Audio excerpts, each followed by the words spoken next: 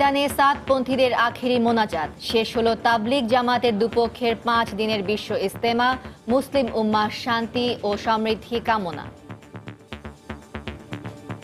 আল্লাহ পাক যেন আমাকে এবং সবাইকে সমস্ত মানুষকে হেদায়েত দিয়ে দেন। গোটা বিশ্বের সমস্ত মানুষের সুখ ও শান্তি কামিয়াবি সফলতা দান করেন। আমরা যাতে পরকালে নাজাত পাইতে পারি সেই হলো আমাদের উদ্দেশ্য। আল্লাহ আমার মা বাপ দাদা দাদি যারা মরছে আল্লাহ তুমি তাকে বেহেশতের নাম। ফিরতি পথে বাস ট্রেনে মুসল্লিদের ঢল।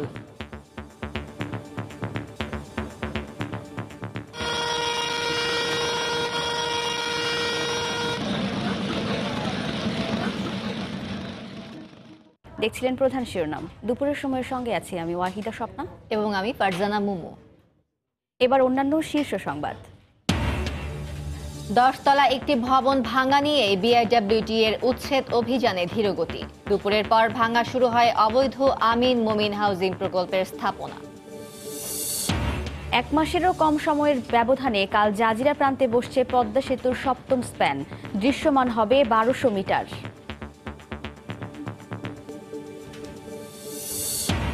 খাগড়াছড়িতে গ্যাস সিলিন্ডার বিস্ফোরণে দম্পতি সহ দগ্ধ 9। 4 জনের অবস্থা আশঙ্কাজনক, ধসে গেছে ঘরের দেয়াল। উৎসবমুখর পরিবেশে ডাকসু নির্বাচনের মনোনয়ন ফর্ম বিতরণ শুরু। এখনো প্যানেল ঘোষণা না হওয়ায় সংগ্রহ করছেন আগ্রহকারীরাই। এবং হাজারীবাগে ট্যানারি সচল, সাভারেও আছে প্লট। প্রভাবশালীদের অনিয়মে ক্ষতিগ্রস্ত শিল্প বলছে ট্যানার্স অ্যাসোসিয়েশন। সত্যি হলে বরাদ্দ বাতিল বললেন প্রতিমন্ত্রী।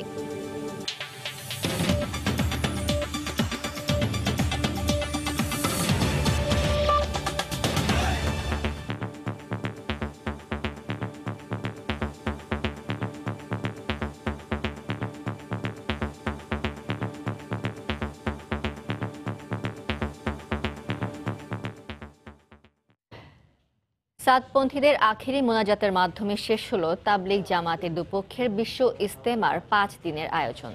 মোনাজাতে বিশ্ব শান্তি ও কল্যাণের পাশাপাশি অতীতের পাপ থেকে মুক্তি চেয়ে আল্লাহর দরবারে হাত তোলেন লাখ লাখ মুসল্লি। ইজতেমা শেষে গন্তব্যে রওনা হন তারা। শাহরিয়ার জামান দীপকে সঙ্গে নিয়ে আরো জানাচ্ছেন খান মোহাম্মদ রুমেল।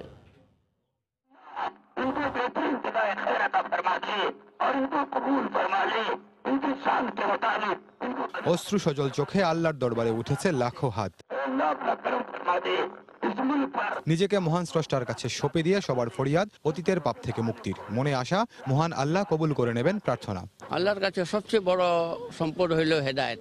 আল্লাহ পাক যেন আমাকে এবং সবাইকে সমস্ত মানুষকে হেদায়েত দিয়ে দেন। আল্লাহ তাআলা যেন সবাইরে সব গুনাহ মাফ করে দেয়, আল্লাহ তাআলা সবাইকে ভালো রাখে। আমরা যেন মারামারি দলাদলি না করি, আমরা সবাই একসাথে বসবাস করব এবং সবাই একসাথে ইজতেমা করব।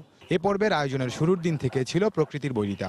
তবে কোনো কিছুই আমলে না নিয়ে মুসল্লিরা অবস্থান করেছেন ময়দানে। তারা বলছেন শুধুমাত্র আল্লাহর সন্তুষ্টি লাভের জন্যই তাদের এই ত্যাগ। যারা এখানে উপস্থিত আছে সবাই জন্য জীবনের গুণে আল্লাহ তাআলা মাফ করে দেয়। পরকালের জীবনের পাপ মুক্তি করার জন্য, আমরা নাজাতের জন্য এখানে আমরা এসেছি। নির্ধারিত সময়ের প্রায় 2 ঘন্টা পর শুরু হয় সাতপন্থীদের আখেরি মোনাজাত। পরিচালনা করেন ভারত থেকে আসা মাওলানা মোহাম্মদ শামীম। সকল হিংসা বিদ্বেষ ভুলে মুসলমানরা একে অপরকে ভালোবাসুক, ইসলামের আওতায় চলার তৌফিক অর্জন করুক সবাই, সেই প্রত্যাশায় শেষ হলো বিশ্ব ইজতেমার এবারের আয়োজন। এখন তাবলিগ জামায়াতের কর্মীরা তাবলিগের চিল্লা নিয়ে ছড়িয়ে পড়বেন দেশ বিদেশের বিভিন্ন প্রান্তে। এদিকে মোনাজাত শেষে রাস্তায় ঢল নামে বাড়ি ফেরা মানুষের। বাস ও ট্রেনের ছাদে দেখা যায় উপচে পড়া ভিড়। হাজার হাজার মুসলমান একসাথে হইছে, একটা দোয়া করছি। এই কষ্টটা আমরা বড় করে দেখি না, আমরা ওই দোয়াটাকে বড় করে দেখতেছি। অ্যাকচুয়ালি কষ্ট মনে হয় না, কেননা আমরা আল্লাহ তাআলার জন্যই এই ইজতেমার উদ্দেশ্যে আসছি, আল্লাহকে রাজি খুশি করার জন্য।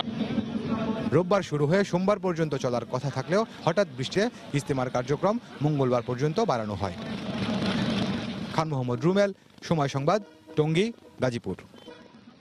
ইজতেমা শেষে ঘরে ফিরছেন মুসল্লিরা। সেই খবর জানাতে এই মুহূর্তে আব্দুল্লাহপুরে আছেন রিপোর্টার শাহরিয়ার জামান দীপ। যাচ্ছি তার কাছে। দীপ,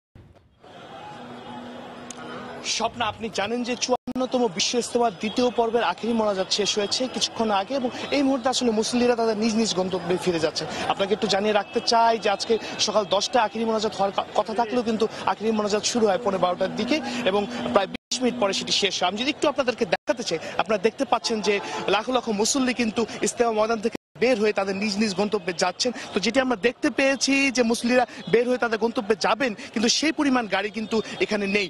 পাবলিক যে ট্রান্সপোর্টগুলি রয়েছে সেই ট্রান্সপোর্ট অভাব রয়েছে। তো আমরা দেখতে পাচ্ছি যে তারা যেটি পাচ্ছেন, যেভাবে পাচ্ছেন সেভাবে কিন্তু গন্তব্যের উদ্দেশ্যে রওনা দিচ্ছেন। আমরা অনেকেই দেখেছি যে পায়ে হেঁটেই তাদের নিজ গন্তব্যের দিকে রওনা দিচ্ছেন, অনেকে আবার ছোট ছোট পিক আপ ভাড়া করে সেগুলোতে চলে যাচ্ছেন, অনেকে পাবলিক যে বাসগুলো রয়েছে সেই বাসগুলোতে চলে যাচ্ছেন। তো এখানে যারা আছেন তারা যেটি বলছেন যে এই ট্রান্সপোর্ট কম হওয়ার কারণে এই পাবলিক যে পরিবহনগুলি আছে সেগুলি কিন্তু ভাড়া বাড়িয়ে দিয়েছেন। তারা যেটি বলছেন যে ভাড়াগুলো বাড়িয়ে দিয়েছেন বা যে দুর্ভোগ তারা আছে, কিন্তু আল্লাহর রাস্তা আসার কারণে তাদের কাছে কোনো কিছু কিন্তু দুর্ভোগ মনে হচ্ছে না। তারা বলছেন যে আল্লাহর কাজের জন্য এতটুকু কষ্ট করতে তাদের কোনো সমস্যা নেই। এছাড়া জানিয়ে রাখি যে এর আগে কিন্তু আমরা ছিলাম টঙ্গী রেলওয়ে স্টেশনে, সেখানে আমরা দেখতে পেয়েছি যে প্রত্যেকটি ট্রেন কিন্তু পুরোপুরি ভরার পরে সেগুলি ছাড়া হচ্ছে এবং রেল কর্তৃপক্ষের পক্ষ থেকে আমাদেরকে জানানো হয়েছে যে বিশ্ব ইজতেমা উপলক্ষে বিশেষ ট্রেন চালু করা হয়েছে এবং সেই ট্রেনগুলোও কিন্তু সঠিকভাবে যাচ্ছে। এবং আমরা দেখতে পেয়েছি যে বিশ্ব ইজতেমার শুরু থেকে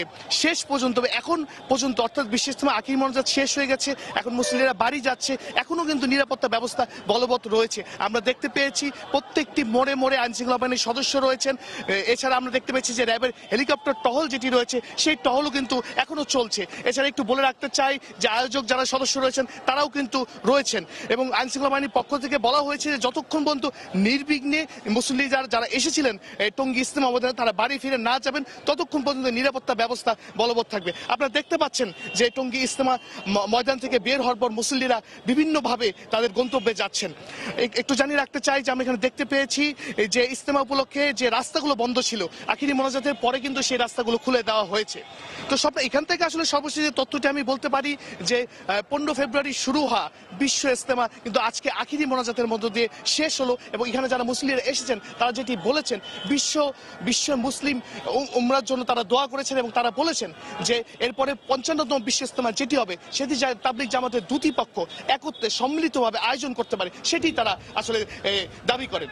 তো স্বপ্ন এই ছিল আসলে আমার কাছে এখান থেকে সর্বশেষ। বিশ্ব ইজতেমায় অংশ নিয়ে মুসল্লিরা ঘরে ফিরতে শুরু করেছেন, সেই খবর জানাতে আব্দুল্লাপুর থেকে আমাদের সঙ্গে যোগ দিয়েছিলেন রিপোর্টার শাহরিয়ার জামান দীপ। এবার জানাবো অন্য প্রসঙ্গ। 1 মাসেরও কম সময়ের ব্যবধানে কাল জাজিরা প্রান্তে বসছে স্বপ্নের পদ্মা সেতুর 7ম স্প্যান। এই স্প্যান বসানোর মধ্য দিয়ে নদীর দু প্রান্তে দৃশ্যমান হবে সেতুর 1200 মিটার। 35 ও 36 নম্বর পিলারের মধ্যে বসবে এই স্প্যান। সকালে নদীর মাওয়া প্রান্ত থেকে এ দুটি পিলারের দিকে রওনা হয়েছে স্প্যানবাহী ক্রেনটি। এহসান জুয়েলের রিপোর্টে বিস্তারিত, ক্যামেরায় ছিলেন সাইফুল ইসলাম। কেটে গেছে নকশা জটিলতা, শুকনো মৌসুম বলে প্রমত্তা পদ্মায় নেই তীব্র স্রোতের দাপট। সময়টা অনুকূলে আর সেটাকে কাজে লাগিয়ে নদী জুড়ে এখন চলছে কাজ। 2017 সালের সেপ্টেম্বর মাসে প্রথম স্প্যান বসানোর মধ্য দিয়ে সেতু দৃশ্যমান করার কাজ শুরু হয়। গত বছরের জুনে 5ম স্প্যান বসানোর মধ্য দিয়ে শেষ হয় 6 পিলারের একটি মডিউলের কাজ। তার পাশেই নতুন মডিউলের প্রথম আর জাজিরা প্রান্তে 6ষ্ঠ স্প্যানটি বসানো হয় গত মাসের 23 তারিখ। এবার অপেক্ষা 7ম স্প্যান বসানোর। মঙ্গলবার সকাল 8টায় শুরু হয় মাওয়া ইয়ার্ড থেকে স্প্যানটি নির্ধারিত 35 ও 36 নম্বর পিলারের কাছে নিয়ে যাওয়ার কাজ। প্রায় 5 কিলোমিটার দূরের এই পিলারের কাছে নিয়ে যেতে পুরো একদিন সময় লাগে।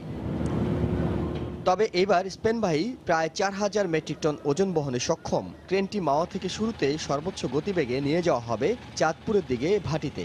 এখন নদীতে স্রোত কম থাকায় বর্ষা মৌসুমে তীব্র স্রোতের বিপরীতে ক্রেনটি কতটা কাজ করতে সক্ষম হবে সেটি পরীক্ষা করতেই এটিকে ভাটির দিকে 7 কিলোমিটার পথ ঘুরিয়ে নির্ধারিত পিলারের কাছে নেওয়া হবে। বর্ষাকালে যদি আমরা এই স্প্যানটা ক্যারি করি তখন পানির স্রোত থাকবে 4 মিটার পার সেকেন্ড বা 5 মিটার হইতে হবে। দেখা যাবে যে আমরা রওনা দিলাম, পুরা ক্রেন সহ ভাষায় নিয়ে চলে গেল, তখন কি হবে?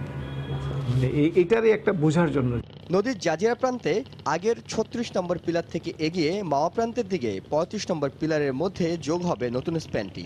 এছাড়া 34 নম্বর পিলারও শতভাগ প্রস্তুত করে তোলায় কিছুদিনের মধ্যে আরও একটি স্প্যান বসানো সম্ভব হবে। এর আগের স্প্যানটি বসাতে 6 মাসেরও বেশি সময় লাগলেও এবার স্প্যানটি বসাতে সময় লাগছে 1 মাসেরও কম। নদীর জাজিরা প্রান্তে একসঙ্গে 950 মিটার আর মাওয়া প্রান্তে 150 মিটার, সব মিলে 1200 মিটার স্প্যান দৃশ্যমান করার মধ্য দিয়ে যে সাফল্য অর্জন করা হচ্ছে তার অভিজ্ঞতা কাজে লাগিয়ে সামনের দিনের কাজগুলো আরও অনেক বেশি সহজ হবে বলে মনে করেন এখানকার প্রকৌশলীরা। এহসান জুয়েল, সময় সংবাদ, মাওয়া, মুন্সিগঞ্জ। 3 মাসের মধ্যে সারা দেশের বেহাল সড়ক চলাচলের উপযুক্ত করার নির্দেশ দিয়েছেন সড়ক পরিবহন ও সেতুমন্ত্রী ওবায়দুল কাদের। রাজধানীর তেজগাঁওয়ে সড়ক ও জনপথ অধিদপ্তরের কর্মকর্তাদের সঙ্গে বৈঠকে এই নির্দেশনা দেন তিনি। রোজার ঈদের আগে কাঁচপুর, গোমতী ও মেঘনা সেতু যানবাহন চলাচলের জন্য খুলে দেওয়া হবে বলে জানান তিনি।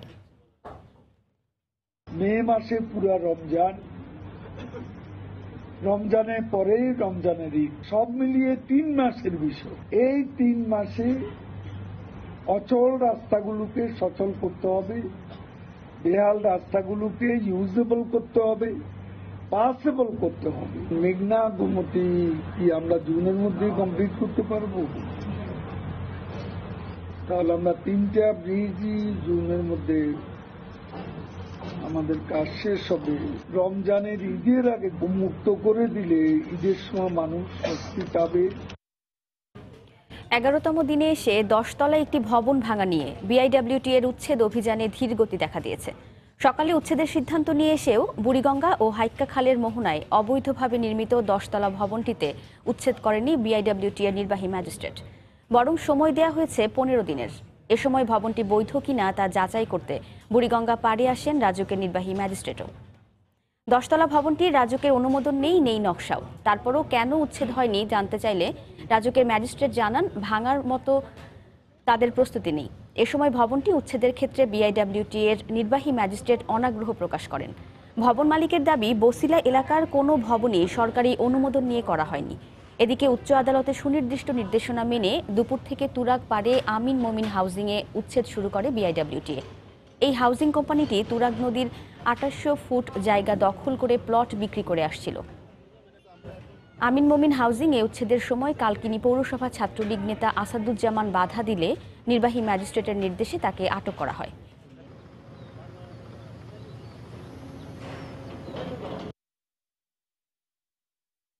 আমরা কোনো বাধা দিইনি, আমরা কাগজপত্র দেখেছি। সরকার যদি মনে করে যে সরকারের জায়গা, যদি রাজুক মনে করে রাজুকের যেই ব্যবস্থা নেয়, আমরা কারো ব্যবস্থার বিরুদ্ধে আমাদের কোনো সে নেই। আমাদের মানে অথরাইজ অফিসার লাগে, আর অনেক সেট আপ লাগে। সেট আপের জন্য আজকে আমরা করতে পারলাম না। আগামী 15 দিনের মধ্যে আমরা ব্যবস্থা নেব। একজন এখানে সরকারকে যে বাধা দিচ্ছিল তাকে অ্যারেস্ট করা হয়েছে। বসিলা ব্রিজের যে পর থেকে যেটা তুরাগের অংশ, সেইখান থেকে আজকে শুরু হয়েছে। আমরা অবস্থাটা জানিয়েছি, তো তারা বলছিলেন যে হ্যাঁ, যদি আইনানুগ কোনো বাধা না থাকে, আইনগত কোনো বাধা, বিশেষত সর্বোচ্চ আদালতের, তাহলে কার্যক্রম চলবে। এই মুহূর্তে বসিলায় আছেন রিপোর্টার মাহমুদ রাকিব। সরাসরি চলে যাচ্ছি তার কাছে। রাকিব,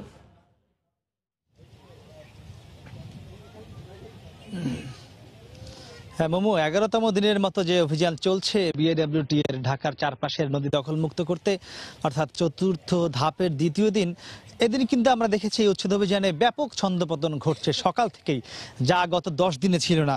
এই মুহূর্তে আমরা রয়েছি তুরাগ নদীর পাড়ে বসিলা এলাকায়, এবং এখানে যে উচ্ছেদটি শুরু হয়েছিল 1:15টার দিকে আমিন মমিন হাউজিং, সেই উচ্ছেদ অভিযানটিও কিন্তু এখন আবার বন্ধ করে দেওয়া হয়েছে।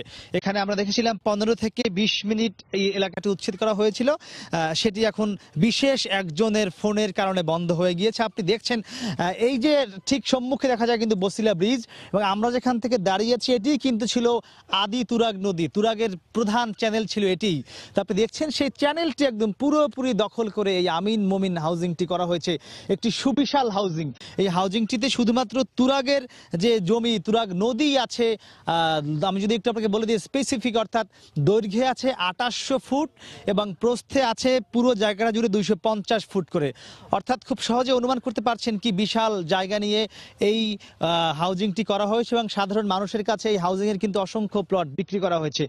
এবং এই যে হাউজিংটি আমিন মমিন হাউজিং, এই হাউজিংটির প্রধান যে ক্রেতা, অর্থাৎ যিনি পিছনে কাজ করছেন তাদের সঙ্গে, তিনিও কিন্তু আবার স্বয়ং বিআইডব্লিউটি এরই একজন অন্যতম ইজারাদার, তার নাম হলো রাকিবুল আলম টিপু। এই আপনি যে ভবনগুলো দেখছেন, এখানে এখন একটি সামনে দোতলা ভবন, এবং এখানে অসংখ্য দেয়াল ছিল, সীমানা পিলার ছিল, এই হাউজিং প্রকল্পটির এই সবগুলো কিন্তু এই রাকিবুল আলম দীপু তিনিই কিনে নিয়েছেন। এবং এখানকার যারা মানুষ তারা বলছেন যে এই রাকিবুল আলম দীপুর আশ্রয় প্রশ্রয়েই মূলত এই আমিন মোমিন হাউজিংটি গড়ে তোলা হয়েছে। কিন্তু আমরা দেখেছিলাম যে 1:15টার দিকে এই হাউজিংটি যখন এই যে উচ্ছেদগুলো দেখছেন এখানে এই সবগুলো কিন্তু প্লট আকারে ছিল, দেখছেন ভেঙে ভেঙে দেয়ালগুলো পড়ে আছে। যখন চলছিল তার 1:45টার দিকে আমরা দেখলাম যে যিনি এখানকার নির্বাহী ম্যাজিস্ট্রেট আছেন তিনি বলছেন যে একটি ফোনের এক্সকিউজ দিয়ে তিনি বলছেন যে এই উচ্ছেদটি আপাতত বন্ধ রয়েছে। এবং আমরা তখন তাকে জিজ্ঞেস করেছিলাম যে আপনি শুরু করে কেন আবার বন্ধ করা হলো, গণমাধ্যম কর্মীরা জিজ্ঞাসা করছিল, তখন তিনি বলছেন যেহেতু দুপুরের খাবারের সময় হয়েছে, এখন দুপুরের খাবারের কারণে এই উচ্ছেদটি আপাতত স্থগিত আছে। আমরা কিন্তু গত 10 দিনে একবারের জন্য দেখিনি যে এই উচ্ছেদের মধ্যে কখনোই খাবার বিরতি দেওয়া হয়, কিন্তু আজকে কিন্তু সেই খাবার বিরতির কথা বলে এই উচ্ছেদটি আপাতত বন্ধ রয়েছে। তো সব মিলে আসলে আমরা এই প্রথম 10 দিন যে একটি গতি দেখেছিলাম এই উচ্ছেদের বিএডব্লিউটি এর যেটি ঢাকার চারপাশে নদী দখলমুক্ত করতে করা হচ্ছে, সেটি কিন্তু আজকে বারবার আমরা দেখেছি ছন্দপতন হচ্ছে, এবং সেগুলো কেন হচ্ছে সেগুলো কিন্তু আসলে বোঝাটা খুবই দুষ্কর হয়ে দাঁড়াচ্ছে। তো মোটামুটি আমার কাছে ঢাকার চারপাশে নদী দখলমুক্ত করার যে খবর তারাই ছিল সবশেষ। মুমু, বসিলা থেকে উচ্ছেদ অভিযানের সবশেষ খবর জানাতে সরাসরি যোগ দিয়েছিলেন মাহমুদ রাকিব। দুপুরের সময় আরও থাকছে। 21শে ফেব্রুয়ারি উপলক্ষে কেন্দ্রীয় শহীদ মিনারে চলছে প্রস্তুতি, থাকছে 4 স্তরের নিরাপত্তা ব্যবস্থা, জানালেন ডিএমপি কমিশনার।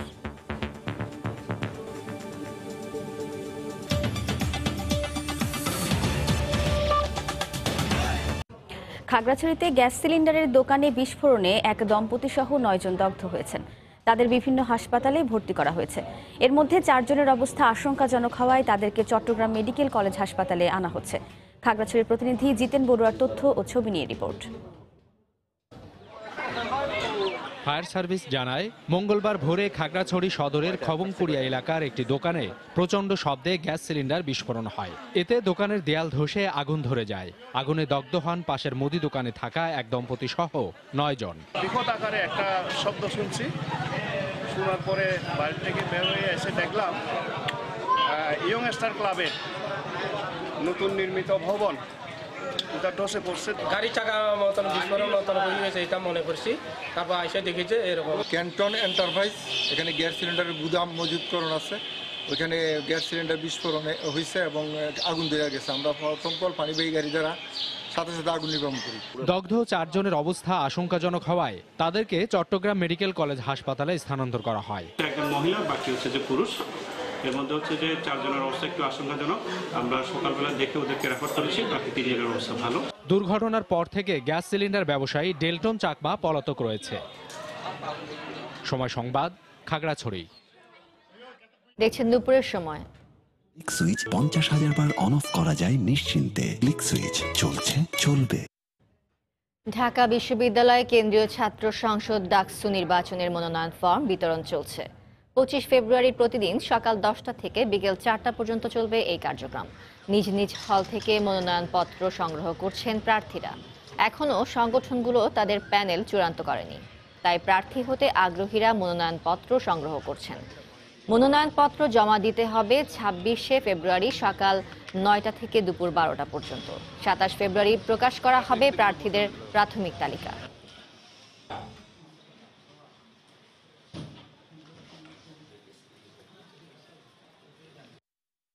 আমাদের 11ই মার্চ ডাকসু নির্বাচন, তো নির্বাচন উপলক্ষে আজকে থেকে 25 তারিখ পর্যন্ত আমরা মনোনয়ন ফরম বিতরণ করব। তো আজকে আমাদের মনোনয়ন ফরমের কোনো মূল্য নেই। আমাদের ডাকসু এবং হল সংসদ দুইটা ফর্মে আমরা এখান থেকে বিতরণ করছি। নিয়মটা হলো যে সে জমা দিতে একটা ফর্ম জমা দিতে পারবে, হয় ডাকসু নইলে হল সংসদের। দুইটা জমাতে তাহলে দুইটাই বাতিল হবে।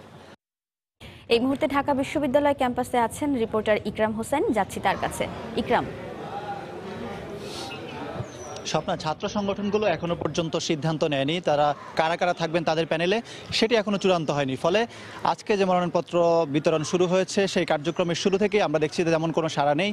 আমরা অনেকগুলো হলে ঘুরে দেখেছি, সবগুলি হলে আমরা যে চিত্রটি দেখতে পেয়েছি যে রিটার্নিং কর্মকর্তারা সেখানে বসে আছেন, কিন্তু যারা প্রার্থী হতে আগ্রহী তারা কিন্তু সেভাবে আসছেন না। যদিও আমরা 2-1 পেয়েছি, তারা যেটা বলেছেন যে হলের যে সমস্যাগুলো আছে, বিশ্ববিদ্যালয়ের যে সমস্যাগুলো আছে সেগুলি তারা তুলে ধরবেন বিশ্ববিদ্যালয় কর্তৃপক্ষের কাছে। যদি তারা নির্বাচিত হতে পারেন এবং তারা একই সঙ্গে বিভিন্ন দলের সদস্য তারা তাদের দলের কাছেও মনোনয়ন চাইবেন যাতে তারা সেখানে নির্বাচিত হতে পারেন। আর প্রতিদিনের মতোই ঢাকা বিশ্ববিদ্যালয়ে যে চিত্র, প্রত্যেকটি ছাত্র সংগঠন তাদের কর্মকাণ্ড পরিচালনা করছে। কিছুক্ষণ আগে ছাত্রদল ঢাকা বিশ্ববিদ্যালয়ের যে উপাচার্য তার সঙ্গে বৈঠকে বসেছেন। তারা তাদের দাবি দাওয়াগুলো তার সঙ্গে আরেকবার উত্থাপন করবেন। সেখানে তারা তাদের যে মূল দাবিটি সেটি হচ্ছে ক্যাম্পাসে সহাবস্থান নিশ্চিত করা, একই সঙ্গে তাদের যে ছাত্ররা মাস্টার্সে ভর্তি হতে পারেনি বা বিভিন্ন কারণে ক্যাম্পাসে আসতে পারেনি তাদেরকে যাতে ভর্তির সুযোগ দেওয়া হয়, তারাও ডাকসু নির্বাচনে অংশ নিতে চায়। তবে ছাত্রদল এখনো পর্যন্ত সিদ্ধান্ত নেয়নি যে চূড়ান্তভাবে তারা ডাকসু নির্বাচনে অংশগ্রহণ করবে কিনা। অন্যদিকে ছাত্রলীগের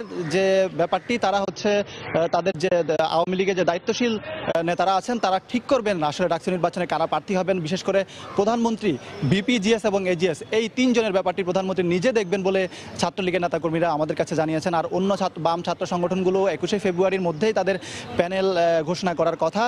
একই সঙ্গে স্বতন্ত্র কিছু প্রার্থীও আছেন, তারাও কিন্তু মনোনয়নপত্র সংগ্রহ করার জন্য প্রস্তুত হয়েছেন। অন্যদিকে কোটা আন্দোলনের যে সাধারণ ছাত্র অধিকার সংরক্ষণ পরিষদ, তারাও ক্যাম্পাসের বিভিন্ন সাধারণ শিক্ষার্থীদের মাঝে সমর্থন আদায়ের চেষ্টা করছেন, লিফলেট বিতরণ করছেন। তারাও বলছেন যে তারা পূর্ণ প্যানেলে নির্বাচন করবেন। সব মিলিয়ে ঢাকা বিশ্ববিদ্যালয়ের যে পরিবেশ, তাদের ডাকসু নির্বাচনের জন্য আস্তে আস্তে জমে উঠছে। মনোনয়নপত্র সংগ্রহ 25 তারিখ পর্যন্ত করা যাবে, 25 তারিখ বিকাল 4টা পর্যন্ত। তার আগ পর্যন্ত যে কেউ চাইলে মনোনয়নপত্র সংগ্রহ করতে পারবে। তো এই ছিল আমার কাছে সবশেষ। ঢাকা বিশ্ববিদ্যালয় ক্যাম্পাস থেকে আমাদের সঙ্গে যোগ দিয়েছিলেন রিপোর্টার ইকরাম হোসেন। চলে যাচ্ছি পরের প্রসঙ্গে। উপজেলা নির্বাচন নিয়ে প্রধান নির্বাচন কমিশনার KM নুরুল হুদা ও কমিশনার মাহবুব তালুকদার আলাদা বক্তব্য দিলেন। সিইসি উপজেলা নির্বাচন প্রতিযোগিতামূলক হবে বললেও মাহবুব তালুকদার মনে করেন চেয়ারম্যান পদে অনেকেই বিনা প্রতিদ্বন্দ্বিতায় নির্বাচিত হবেন। সকালে রাজধানীর আগারগাঁওয়ে নির্বাচন প্রশিক্ষণ ইনস্টিটিউটে 3য় ধাপের উপজেলা নির্বাচনের রিটার্নিং ও সহকারী রিটার্নিং অফিসারদের উদ্দেশ্যে দেয়া ব্রিফিংয়ে তারা একথা বলেন। এবারের উপজেলা নির্বাচনে প্রধান বিরোধী দল অংশগ্রহণ থেকে বিরত থেকেছে। এতে নির্বাচন জৌলুস হারাতে বসেছে। চেয়ারম্যান পদে দলীয় মনোনয়নপ্রাপ্ত ব্যক্তিরা প্রায় প্রত্যেকেই নির্বাচিত হবেন এবং ওই পদে কোনো প্রতিদ্বন্দ্বিতা হবে না। আগামী উপজেলা নির্বাচন সার্বিকভাবে অংশগ্রহণমূলক হচ্ছে না, এই সত্যকে মেনে নিয়েই নির্বাচন করতে হবে। এদেশে স্থানীয় সরকার নির্বাচন যেরকম প্রতিযোগিতামূলক হয়েছে, এবছর কিন্তু তেমনিভাবে প্রতিযোগিতামূলক হবে, তেমনিভাবে অংশগ্রহণমূলক হবে। যেহেতু তাদের আত্মীয় স্বজন, নিজেদের কাছাকাছি লোক, তাদেরকে নিয়ে নির্বাচন অনুষ্ঠিত হয়, সেজন্য কিন্তু এরকম এটা প্রতিযোগিতার একটা কারণ থাকে এবং সেটার বহিঃপ্রকাশ ঘটে যায় সংঘর্ষের মধ্যে দিয়ে। সেটা যাতে না হয়, এটাও এর দিক দিয়ে আপনাদের খেয়াল রাখতে হবে। আন্তর্জাতিক মাতৃভাষা দিবস 21শে ফেব্রুয়ারি পালন উপলক্ষে প্রস্তুত কেন্দ্রীয় শহীদ মিনার। চলছে সাজসজ্জা আর নিরাপত্তা বলয় গড়ে তোলার কাজ। আজ রাত 8টার পর শুরু হবে মূল আলপনা আঁকার কাজ। বরাবরের মতো এবারও ঢাকা বিশ্ববিদ্যালয়ের চারুকলা অনুষদ আলপনা আঁকা ও বেদি রাঙানোর কাজ করবে। বেলা 11:30টার দিকে ঢাকা মহানগর পুলিশ কমিশনার পরিদর্শন করেন শহীদ মিনার এলাকা। পরে তিনি সাংবাদিকদের জানান, 21শে ফেব্রুয়ারি পালন উপলক্ষে কেন্দ্রীয় শহীদ মিনারে নিরাপত্তা বলয় থাকবে 4 স্তরের।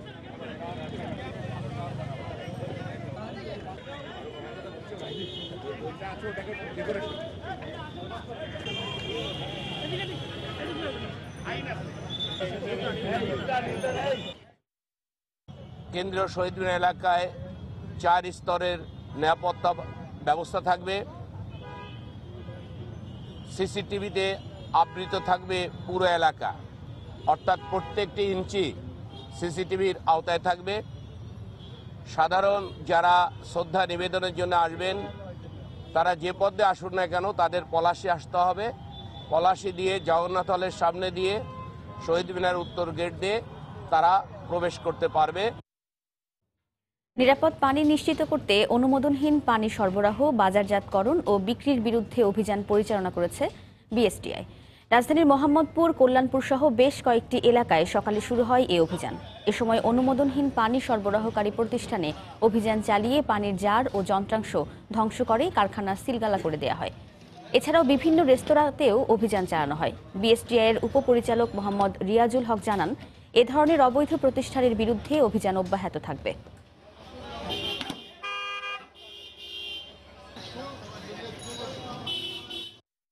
গ্রিন রোডের একটি ফ্যাক্টরিতে, বিরাট একটা ফ্যাক্টরি ছিল, সেই ফ্যাক্টরি সহস্রাধিক জার সহ সেই ফ্যাক্টরির উৎপাদন আমরা বন্ধ করে দিয়েছি। প্রতিমধ্যে রাস্তাঘাটে, চায়ের স্টলে হোটেল রেস্তোরাঁতে আমরা অভিযান চালিয়েছি এবং এ পর্যন্ত প্রায় 3 সহস্রাধিক জার আমরা ধ্বংস করেছি। নোংরা এবং অস্বাস্থ্যকর জার বিদায় এগুলি আমরা এগুলো ধ্বংস করেছি।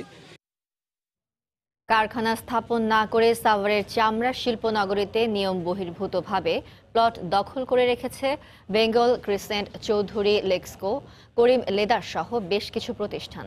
অথচ বহাল তবিয়তে হাজারীবাগে চলছে তাদের ট্যানারিগুলো। প্রভাবশালী ব্যবসায়ীদের এমন অনিয়মের কারণে চামড়া শিল্প ক্ষতিগ্রস্ত হচ্ছে বলে মনে করছে খোদ ট্যানার্স অ্যাসোসিয়েশন। যত প্রভাবশালী হোক, অভিযোগের সত্যতা পেলে বাতিল হবে বরাদ্দ পাওয়া ট্যানারির প্লট, বলছেন শিল্প প্রতিমন্ত্রী। জুবাইর ফয়সালের রিপোর্ট। কারখানায় প্রবেশরত শ্রমিককে বাধা দিচ্ছেন নিরাপত্তা কর্মী। এদিক ওদিক চেয়ে নারী কর্মীটি ছেড়েও দিলেন গেট। কিছুক্ষণ পর দ্রুত পায়ে ঢুকে পড়লেন তিনি। সময় সংবাদের ক্যামেরা দেখেই এমন লুকোচুরি হাজারীবাগের ক্রিসেন্ট লেদারে। একই অবস্থা বেঙ্গল লেদার, চৌধুরী, করিম লেদার আর ক্রিসেন্ট গ্রুপেরই লেক্সকো ট্যানারিতেও। এসব ট্যানারিতে প্রবেশেও রয়েছে কড়া নিষেধাজ্ঞা। কিন্তু কেন এই রহস্য জানতে গেলে যেতে হবে সাভারে। নতুন চামড়া শিল্প নগরীতে 1,20,000 বর্গফুট জায়গায় চৌধুরী লেদার, কিন্তু অবকাঠামো বলতে চারপাশের দেয়াল ছাড়া কিছুই নেই। করিম লেদারের আয়তন 1,00,000 বর্গফুট, অথচ শূন্য প্রান্তরের ছবি তুলতে গেলেও পড়তে হয় বাধার মুখে। ওই মানে টুকিটাকি যতটুকু সম্ভব অতটুকু, ওই রকম আগে যেরকম ব্যবসা ছিল মনে হয় এখন কোনো উন্নতি নেই। 1.5 লাখ বর্গফুটের লেক্সকো, 2,20,000 বর্গফুটের বেঙ্গল লেদার আর ক্রিসেন্ট ফুটওয়্যারেরও। চামড়া প্রস্তুতে উপযোগী কোনো ধরনের অবকাঠামোই এসব প্রতিষ্ঠান তৈরি করেনি সাভারে। অল্প কিছু ট্যানারি প্রতিষ্ঠান আপনার যে অনিয়ম করেছে, আমরা মনে করি যে সেটা সরকার বিচার বিশ্লেষণ করবে। যদি অনিয়ম হয়, সেই অনিয়মের পক্ষে আমরা আসলে কোনোভাবেই যেতে পারি না। শুধুমাত্র প্লট দখল করে রাখা ট্যানারিগুলোর বিরুদ্ধে শিগগিরই অ্যাকশনে যাবে সরকারও। অবশ্যই আমরা শক্তভাবে অবস্থান নিতে পারবো যে কারখানাগুলি এখনো স্থানান্তরিত হয় নাই, সে ব্যাপারে আমরা পদক্ষেপ নেব। এই অবকাঠামোগুলি উন্নতি সাধন করা যায় সেদিকেও আমরা লক্ষ্য রাখবো। 200 একর জমিতে প্লট হিসেবে বরাদ্দ পাওয়া 155টি ট্যানারির মধ্যে নতুন শিল্পনগরীতে এখন পর্যন্ত 3টি ধাপে চামড়া প্রক্রিয়াকরণের শতভাগ সক্ষমতা অর্জন করেছে মাত্র 13টি প্রতিষ্ঠান। জুবাইর ফয়সাল, সময় সংবাদ, ঢাকা। বড় মৌসুমকে ঘিরে নওগাঁয় ভেজাল সার, কীটনাশক কারবারিরা সক্রিয় হয়ে উঠেছে। জেলার প্রান্তিক হাট বাজারগুলোতে চলছে অসাধু এ কারবার। নাম সর্বস্ব কোম্পানির সার, কীটনাশক কিনে জমিতে প্রয়োগ করে কোনো ফল না পাওয়ায় আর্থিকভাবে ক্ষতির শিকার হচ্ছেন কৃষকরা। কৃষি বিভাগ বলছে অসাধু ব্যবসায়ীদের ধরতে জোর অভিযান চালানো হচ্ছে। নওগাঁ থেকে এমআর রকির রিপোর্ট। নওগাঁর বক্তারপুর এলাকার কৃষক বেলাল হোসেন এবার 7 বিঘা জমিতে ধান রোপণ করেছেন। লাগানো ধানের জমিতে আগাছা দমনের জন্য বাজার থেকে কীটনাশক কিনে প্রয়োগ করেও কোনো কাজ হয়নি বলে অভিযোগ তার। সারে কাজ করছে না, সার দিলে 2-4 দিন পরে আসে দেখেন যে একটু ধরেছে, কিন্তু ওই সময়টা মানে বেশি দিন আর যাচ্ছে না। 2 নম্বর সব ওষুধ। মৌসুমকে টার্গেট করে তৃণমূল পর্যায়ের মোড়ে মোড়ে গড়ে উঠেছে সার কীটনাশক কেনাবেচার কারবার। ব্যবসায়ীরা বলছেন মানহীন সার কীটনাশকে কাজ না হওয়ায় তারাও বেকায়দায় পড়ছেন। বাফারের অফিসার বাধ্যতামূলক পার্সেন্টেজ করে দিছে। কাপকু সার দিচ্ছে 30% দিচ্ছে হলো বল সার, বাকি 40% সার দিচ্ছে হলো এই ড্যাম্পিং চায়না সার। কৃষি উপকরণের দামের তুলনায় উৎপাদিত পণ্যের দাম নিয়ে কৃষকের রয়েছে দুশ্চিন্তা। এ অবস্থায় প্রতারণা রোধে কঠোর নজরদারি ও শক্ত পদক্ষেপ নেওয়ার দাবি জনপ্রতিনিধি ও পরিবেশবিদদের। আমরা যারা সাধারণ জনগণ, সাধারণ নাগরিক, আমাদের জন্য মারাত্মক ঝুঁকি নিয়ে আসছে। এই বিষয়গুলো প্রশাসনের সুনজরে আনা উচিত। সম্প্রতি নওগাঁর শালুকা গ্রামে একটি ভেজাল সার কারখানা থেকে 570 বস্তা সার জব্দ করে কৃষি বিভাগ। ভেজাল কীটনাশক বা রোগনাশক যেন বাজারে না থাকে, এই বিষয়ে আমরা সর্বদা তৎপর আছি। চলতি বুড়ো মৌসুমে জেলায় 1,90,000 হেক্টর জমিতে ধান চাষের জন্য 44,000 মেট্রিক টন সার ব্যবহারের লক্ষ্যমাত্রা ধরেছে কৃষি বিভাগ। এমআর রকি, সময় সংবাদ, নওগাঁ। শুকনো মৌসুমেও লালমনিরহাটে ধরলা নদীতে অব্যাহত রয়েছে ভাঙন। চলতি মৌসুমে 200-ও বেশি বসতবাড়ি ও আবাদি জমি নদীগর্ভে বিলীন হয়ে গেছে। নদী তীরের মানুষের শেষ সম্বল রক্ষায় স্থায়ী বাঁধ নির্মাণের দাবি জানিয়েছেন স্থানীয় জনপ্রতিনিধি। বরাদ্দ পেলে টেকসই বাঁধ নির্মাণের পরিকল্পনার কথা জানিয়েছেন পানি উন্নয়ন বোর্ড কর্মকর্তা। মুফাক্খারুল ইসলাম মজনুর পাঠানো তথ্য ছবিতে রিপোর্ট। বর্ষা মৌসুম চলে গেলেও থামেনি লালমনিরহাটের ধরলা নদীর ভাঙন। অব্যাহত ভাঙনে চলতি মৌসুমে চাওড়াটারি, দিঘলটারি, কর্ণপুর ও কুরুল গ্রামের প্রায় 200 বসতভিটা নদীগর্ভে চলে গেছে। প্রতিনিয়ত বিলীন হচ্ছে ফসলি জমিও। এলাকাবাসী জানান, ধরলার ওপারে ভারতের কুচবিহার জেলার গীতালদহ অঞ্চলের ঝাড়িধল্লা, ঘোষপাড়া ও দরিবস গ্রাম রক্ষায় বাদ দেয়ায় নদীর গতিপথ পরিবর্তিত হয়ে বাংলাদেশ অংশে ভাঙনের পরিমাণ বেড়েই চলছে। এতে চরম আতঙ্কে আছেন তারা। অনেক বাড়ি ঘর সামনে ছিল, থাকার পর মনে করো আজকে যে ভাঙচুর কায় কুতি থাকতেছি না থাকতেছি, এই যে ভাঙি গেটে গেটে আমরা লোকগুলি একদম অসহায় হয়ে গেছি। নদী তীরের অসহায় মানুষের দুর্দশা লাঘবে টেকসই বাঁধ নির্মাণের দাবি জানালেন স্থানীয় এই জনপ্রতিনিধি।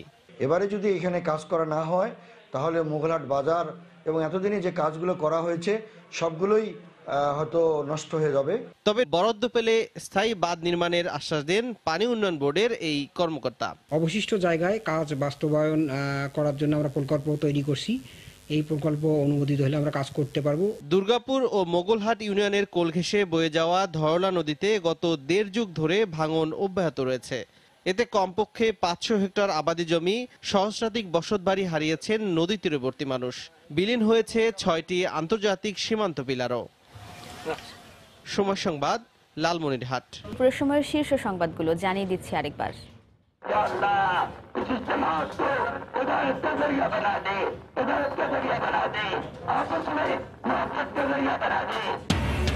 সাদপন্থীদের আখিরি মোনাজাতে শেষ হলো তাবলিগ জামাতের দুপক্ষের 5 দিনের বিশ্ব ইজতেমা।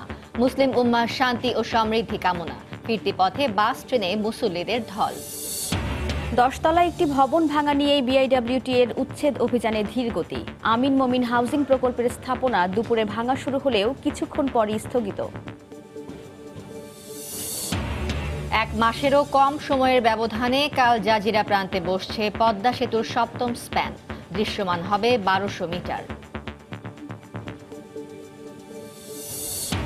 খাগড়াছড়িতে গ্যাস সিলিন্ডার বিস্ফোরণে দম্পতি সহ দগ্ধ 9, 4 জনের অবস্থা আশঙ্কাজনক। ধসে গেছে ঘরের দেয়াল।